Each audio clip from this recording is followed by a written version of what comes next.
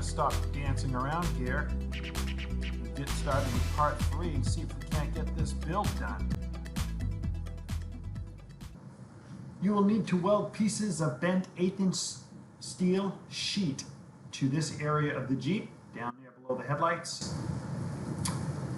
I connect the back of the Defender headlight pans to these locations.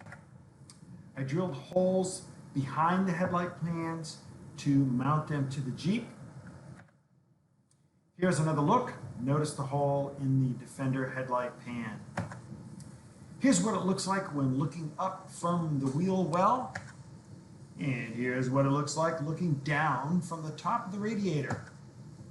Assemble and fasten together the wings to the radiator frame and the slam panel. Rest the Defender front end onto the Wrangler. Defender headlight panels will have to have a notch cut out to fit around the frame of the Wrangler, right? This is done to lower the bonnet because it's too high. Remove the front end to cut this notch. Notice the notch on my 2008 there on the headlight pan, right down there in the corner. The notch is necessary, right? Because again, we need that bonnet to drop down. Here's what the notch looked like on my 2013, about the same.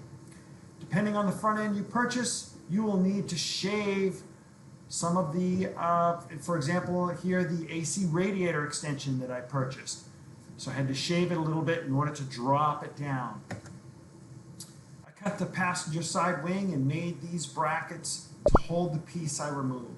This is necessary to access the fuse box, so do not skip this step.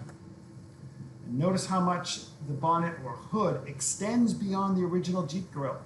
We need to address this.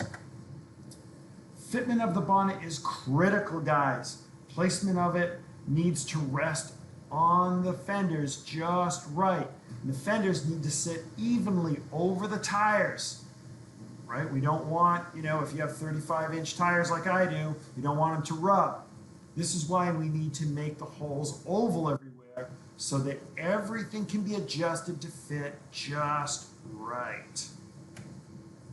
Okay, time to cut the Defender bonnet and the Wrangler cowling.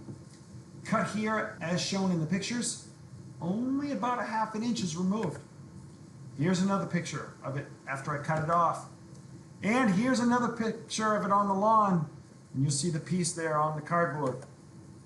Make sure you cut the Jeep Wrangler cowling as well. Right? Make sure you have a steady hand. And this is done, guys, because I had to push that bonnet more towards the windshield because of the wing needed to be center over the tire, right?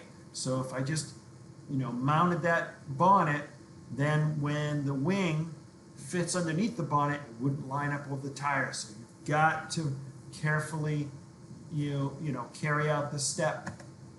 Here's the top view of my first build.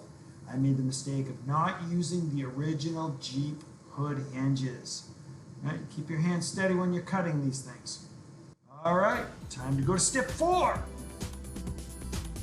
What do you guys think of maybe like a Ford Bronco build on a Jeep, or maybe an FJ40, from the 1970s? We could call it maybe a Jonco or a JK40.